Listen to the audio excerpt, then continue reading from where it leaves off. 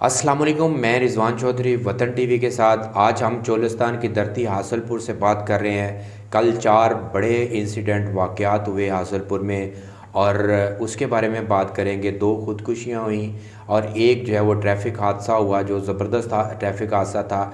एक गरीब शहरी को कुचल दिया जिसका कोई कसूर नहीं था बड़े ट्रालर ने।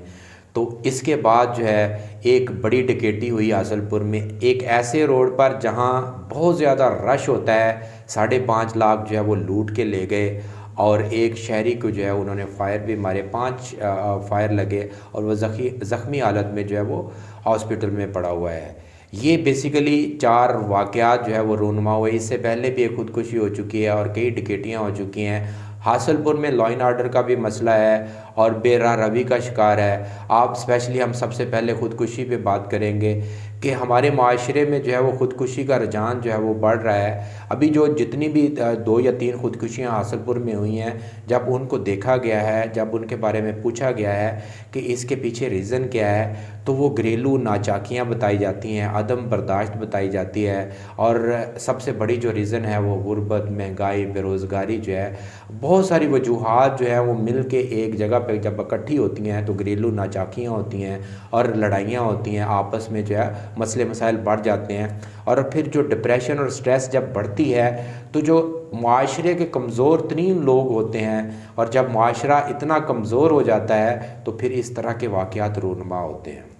हमारे माशरे में जो अदम बर्दाश्त है, डिप्रेशन है, ये जो स्ट्रेस है, बेसिकली ये हमारे हुक्मरानों की जो गलतियाँ हैं उनकी वजह से है।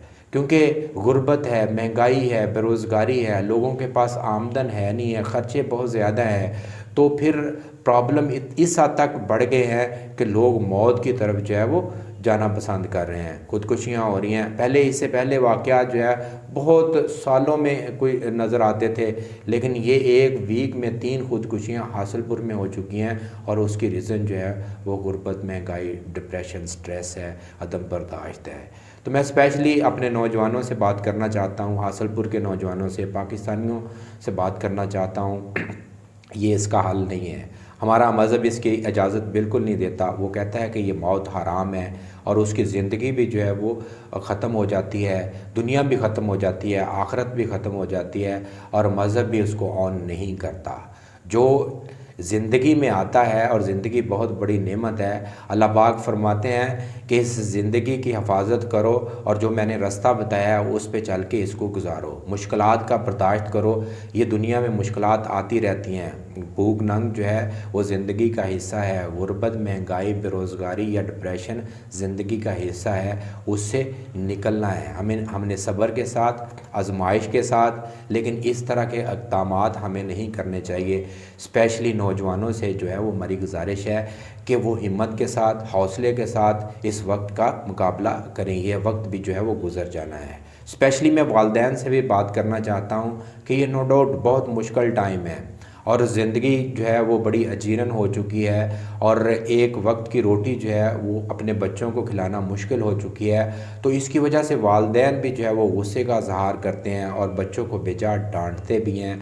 और पहले उन्होंने उसको उस तरह गाइडलाइन नहीं दी, लेकिन अब मुश्किल टाइम है तो वो सारा गुस्सा जो है वो बच्चों पे उतारा जाता है जो नौजवान है, क्योंकि उनकी रूटीन जो है वो पहले इन वालिदैन ने ही बनाई होती है। जब वो उससे हट के कोई भी काम करते हैं तो वो सारा जो गुस्सा है वो बच्चों पर निकलता है, और जब बच्चों पे निकलता है तो फिर इस तरह की स्ट्रेशन, डिप्रेशन और घरेलू नाचाकियाँ जो है वो बढ़ना शुरू हो जाती हैं, प्रॉब्लम्स बढ़ना शुरू हो जाते हैं। जब ये बढ़ते हैं तो लोग फिर इस नहज पे आते हैं।